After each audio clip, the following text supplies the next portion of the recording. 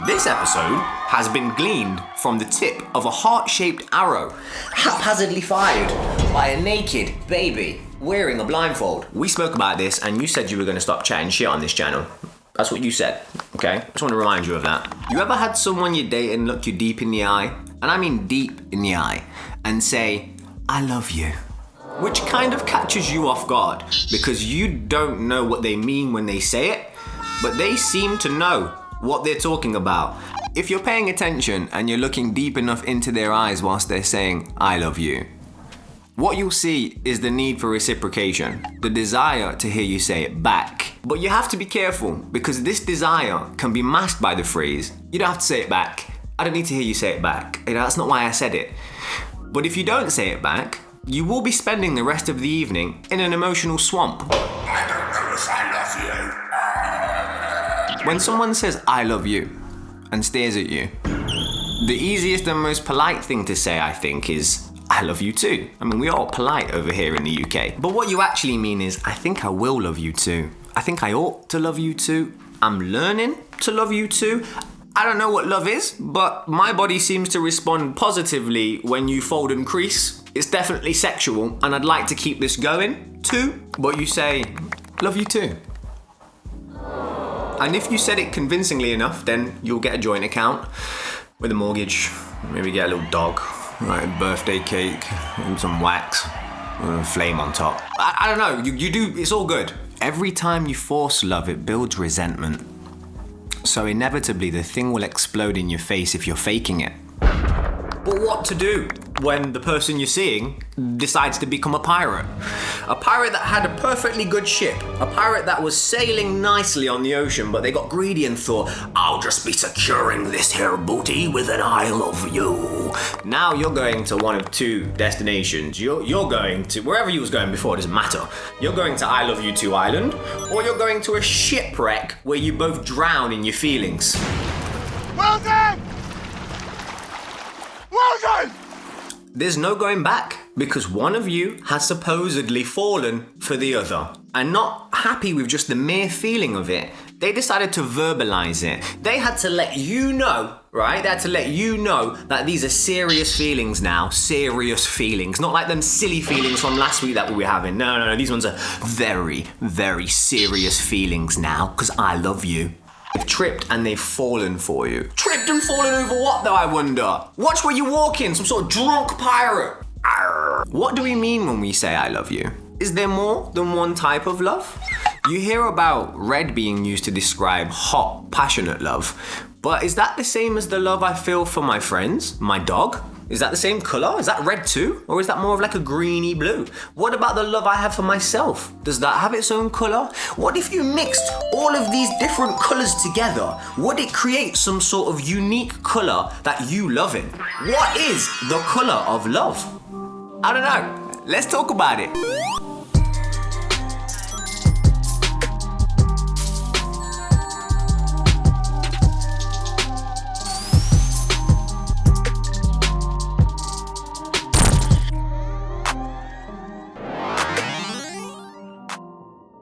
Well, hello there, Voyagers.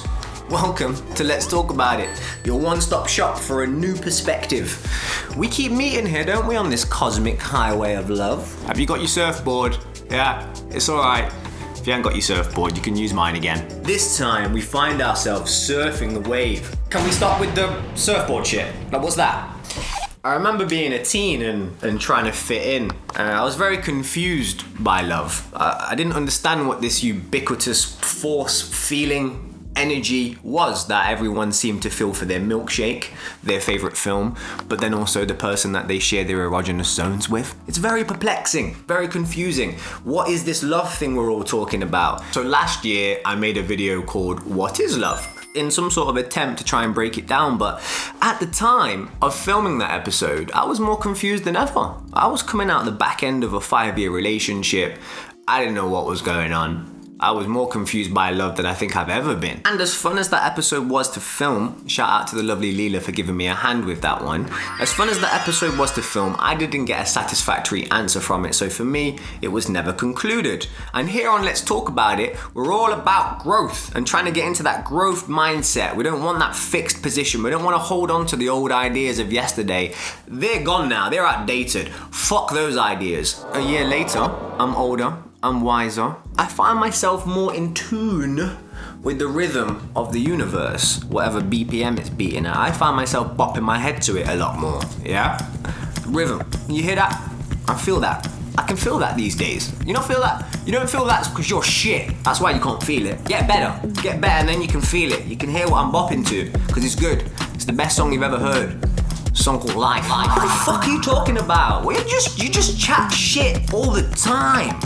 Stay on script. Yeah, I don't want to sit here and pretend that I'm enlightened. I'm not enlightened. But I am awake to my ego, and I have received some insight. Oh yeah, I've also done a lot of drugs. What is the colour of love? Let's get into it. So there you are, in your living room. You've just been watching the reruns of Beyblade, and the person you're seeing has said, I love you. Now, let's break it down word for word like last time. Let's get into the I part. Get it, you got an essence that is ever present. An essence that's ever present. What is he talking about? Is he on drugs? Jaden, are you on drugs? What are you talking about, mate? Well, what I think he's talking about is probably the same shit I was talking about in my last episode. The I inside you. This thing that's always there. This unique perspective, conscious and unconscious. This viewpoint that you always have. This ability, you're always on. This always on-ness to you. Even when you're asleep, you're still perceiving and dreaming and experiencing reality in a different way. You're always there. It gets a bit tiring, doesn't it? I gotta say. In the last episode we spoke about this. We touched on the I inside you. This ever-presentness, this awareness that you have, this thing that knows its name, this thing that knows its LTAI, this I inside you. You could argue that that is the real you, a more true, authentic you than this one that you are having to maintain constantly.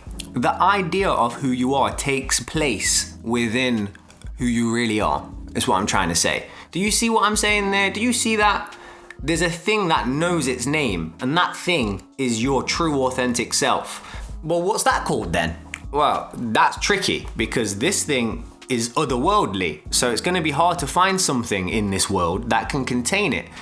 No name, no word, no symbol, no arrangement of letters on a piece of paper will give you some sort of context and give you an understanding of what we're referring to. It's too big. An appropriate name perhaps would be infinity, but even that has come from it. Infinity is not enough. It's bigger than infinity. Check that out. It's what came up with infinity. It's what knows what infinity is, so can't be that. There's nothing in this world that can contain it, because it's not from this world. I understand why people say God. I understand why people stop there, because it's easy. Immortal. Eternal. The more words you use, the more ludicrous it starts to get. You are an implosion and an explosion. A respiratory breath in that releases a cathartic set of colours outwards for everyone else to enjoy. You pop and sizzle in the microwave like a coagulant that gets condensed down into a single coin, eloquently inserted into the slot machine of reality. What are you talking about? This is why you see extremely spiritual people in a hurry to give up their name. They've figured this out. They've figured out that that's fucking made up, whatever that is. They want to just bang the gong all day. It's like, and that's enough. They don't want all that other nonsense. You need some sort of permanence in this world. We love permanence because it's so fucking fractal and the whole thing's just moving around and exploding all over the place. Solidity is what we're after, a bit of permanence, something that can stand there for a while. And that's what your ego does. It goes, what does this have to do with love? I hear you say. Well, I'm getting there, okay? You need to first understand what the I part of what you're saying when you say I love you. You just need, that's where we are now. You see that? We're in the I part. Let's cut to the title. Love, you see, is first internalized. You come to some sort of understanding of what you mean by love when you say it. What is the color of your love, your specific way of loving? What is the hue of you? What color are you staining the canvas of life with as you traverse the grooves of its paper with your ink? The Greek philosophers were on some shit. They had broken it down into around 7 or 8 different types, depending on which article you read in 2020, obviously, because I don't know any Greek people, do you? Let's start in familiar territory. Let's start with Eros, or sexual passion. Eros was the Greek god of love, or more precisely, passionate and physical desire. You see that? Physical? That's quite important. Listen to that. This is love based on the physical. This is quite an egoic love. And what comes out of the physical? Well, materials. Better yet, materialism. That tendency we all have to consider physical objects and physical possessions and physical comfort to be more important than spiritual values. This is a highly problematic decision to make, because if you're in love solely based on Eros, solely based on this hot, blind, passionate love, then what you're actually doing there is you're leading with your ego. You're not thinking about the universal self, the I inside you. You're thinking about James loves Sally. A hot, red James loves Sally shit. You're loving based on beauty, sexual desirability. Perhaps you're basing it off of material possessions, things that they can give to you. That's the thought process. What can I get? What can my ego get from that ego? When love turns to obsession, it becomes mania. Mania is that hot stalker type love. You know, I think you see it in that Netflix show. Is it him or her or whatever it's fucking called? The one with that weird guy that stalks the girl and kills her. That's mania. That's that I want to hear you breathe, but you don't know I'm there kind of love. You get me? That's mania. You know, after your girlfriend's had a drink and her eyes roll back in her head and she goes, "Stay away from my boyfriend, you slag." Jealousy, hatred, obsession, masquerading as love. If you were to ask me what color are these hot, passionate, blind demonstrations of love? Speaking of blind, let's get into Cupid for a second. Cupid is a blind, naked baby shooting arrows at people. What is he doing? Yeah, if you were to ask me what color is Eros and Mania, I would probably say it's a hot, deep red as it gets. Let's move on to philia, or deep friendship. It's the love you have for the mandem, or the love you have for your girlies. You know, the ABC crew. Anything but Chardonnay. Plato, that smart guy from a long time ago, figured out that a physical attraction was not a necessary thing for there to be love present. Hence, platonic relationships. In ways, to me, philia feels quite opposite to Eros. So I like to think of it as this kind of bluey, turquoisey color. It has all of the same closeness and emotional intimacy as Eros, just not all the red, physical, sticky bits. Think of a color spectrum. In between each color on the spectrum, there isn't a line, there is an infinite gradient from one color to the next. These are ubiquitous sources of energy that are inside you. You can feel them in whatever way you want. The idea here is you're trying to figure out how they all come together to create your own color of love. Storge, or familiar love, is a natural form of affection experienced between family members. It's the kind of love you feel for your mum and dad, the kind of love you feel for your brother and sister. That protective urge you have over these people that you feel in your chest. Now, I don't have any children, but I imagine you feel it strongly for your children if you do have them. I don't have children, but what I do have is my YouTube channel, which is like a little baby to me. I definitely feel Storge towards it. I'm very protective over it, so be careful if you want to give me some feedback, because you better make sure you thought it through, because you best believe I'm going to ask you some fucking questions, because it's my creation. I've put a lot of time, a lot of effort, a lot of awareness into its upbringing, if that makes sense. I feel Storge for my channel. I feel Storge for Eltai. To me, Storge is in some sort of blue-green territory. It's quite calm, it's quite relaxing, it's quite neutral. Pragma, or long-standing love, is a love built on commitment and long-term best interests. For all you Christians out there, it's a love that is built on compromise and sacrifice. The key words here for me are patience, tolerance, and I guess the maturity of it as well, because I view this as that grandma and granddad love. You know, you don't see too much of that these days. You know, it's nice when you see it. For me, it's like a vintage purple. Yeah, it's like a vintage purple. You don't see that often, but when you do, it's quite nice. It's quite refreshing. Yeah, it's quite refreshing. I don't know if I'd wear it. Ludus, or playful love, is that sweet 16 energy. It's that young, playful shit where you don't know what you're doing. You're too young to have developed an agenda. You know, you got no agenda. You know that. You're not after anything. You're just feeling shit for the first time. It's playful. I don't know what I'm talking about. That BG energy, that bowling green energy. You know what I'm saying? That Ghostbusters vibes. Yo, Baz knows what I'm talking about. Baz knows what I'm talking about with the pink nail.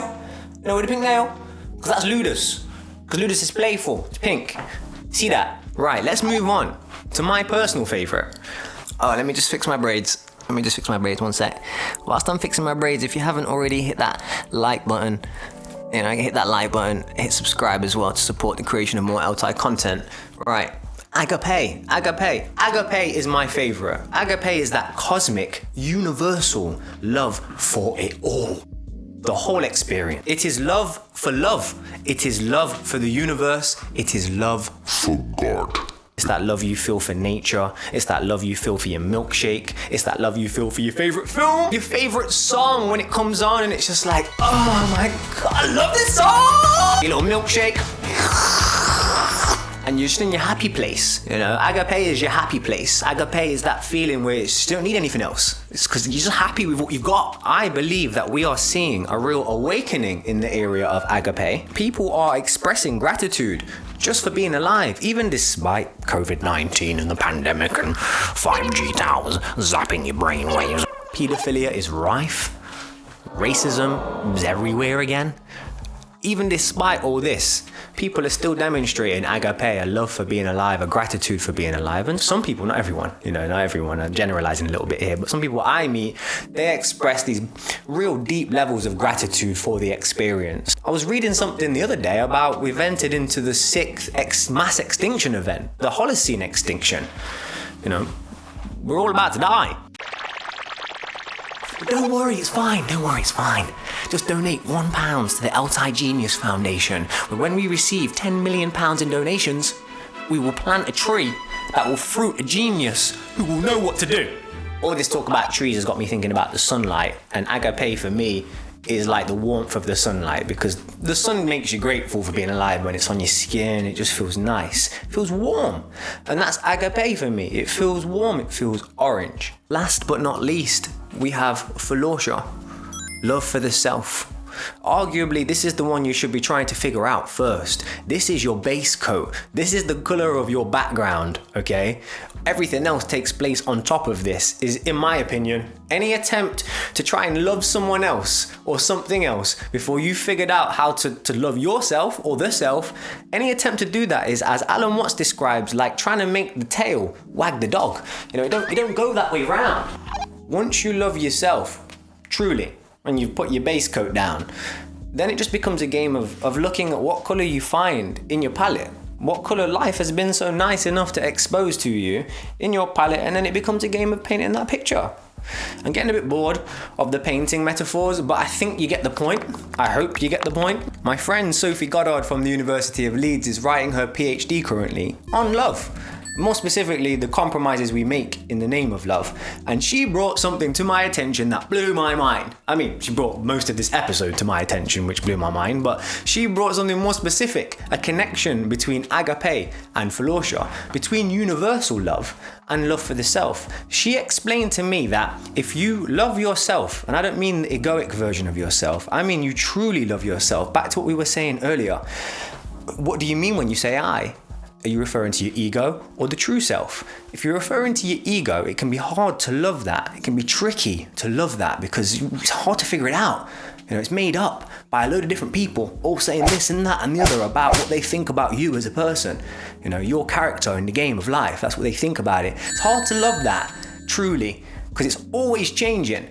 But the true self, it's a bit easier because the true self, realistically, if you're loving the true self, the infinite self, the cosmic self, the universal self, the everything self, you're essentially saying the same thing as agape. So you don't need to draw the distinction between the two. Do you see that?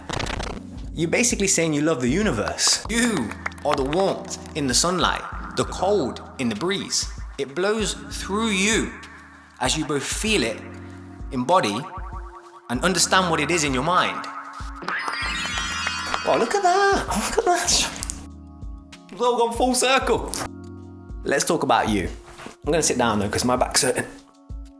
You are the thing whose world is illuminated by colour. Yes, you. You are the thing creating all of this right now. It's you. What's interesting about colour is it does come from light, so illumination is important. It's very important. Light is love, and love is the light that illuminates our world. Ever present in everything that is observed. It has to be illuminated for you to be able to see it. Illuminated by you as the light bearer, the light bringer. You know, I smoked some DMT once. I smoked a lot of DMT, in fact, and I went so deep into the fabric of reality, right, that I was nothing except shining white light. And it felt incredible. It felt like presence. It felt like some base form of me. Unrefracted, undisturbed base love. Pure love. It felt so condensed down. I mean, at the time, it was a lot to take in. It left me feeling quite weary. I was very weary. After a bit of post-processing and figuring it out, and that's what I love about psychedelics, that next day period where you're figuring out what you've been through. After some post-processing, I later concluded that is my base form. It's this ethereal, unrefracted light, this compressed manifestation, the point of the Big Bang. You fucking druggie! Whatever I believe to be true about myself, I believe to be true about you too. I believe you have that inside you as well, this untapped reservoir of light. You have that in you. I don't think I'm a chosen one. You know, I just make videos. Everything that's alive, every perspective has it in them, this light energy.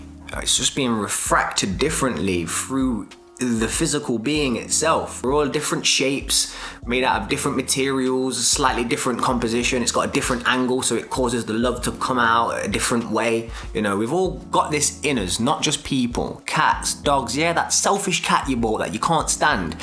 Light's refracting through that in its own way too. It's the same energy, same base, white, shining light. You need to be conscious of this when you say I love you to someone, because the you that you are referring to loves in their own colour too. The ways in which you both love should be respected for the complementary colours, but also for the ones that clash. I don't think it's fair to expect a person to love and reciprocate your love in the exact same way.